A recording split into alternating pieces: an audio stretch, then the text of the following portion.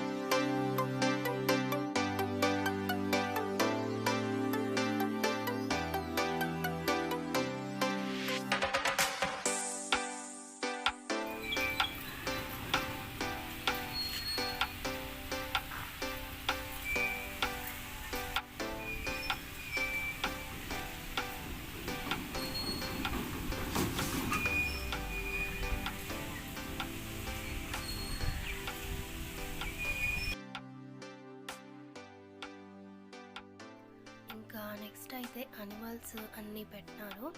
నాకైతే కొన్ని ఈ అనిమల్స్ నిజంగా ఉన్నాయా అని అనుకున్నాను. అక్కడ నేమ్స్ కూడా రాస్తున్నారు, క్లియర్గా రాశారు. అసలు అనిమల్స్ కొన్ని అయితే మనం ఎప్పుడు చూడని కూడా ఇక్కడ పెట్టారండి. లోపలికి వెళ్ళిన తర్వాత సేమ్ మనం ఫారెస్ట్లో వెళ్తే ఎలా ఉంటుందో సౌండ్ ఎఫెక్ట్స్ కూడా సేమ్ అలాగే సౌండ్స్ కూడా పెట్టారు లోపల. మనం ఫారెస్ట్లో ఉన్నామా అనిపిస్తుంది, అలా పెట్టినారు సౌండ్ ఎఫెక్ట్స్.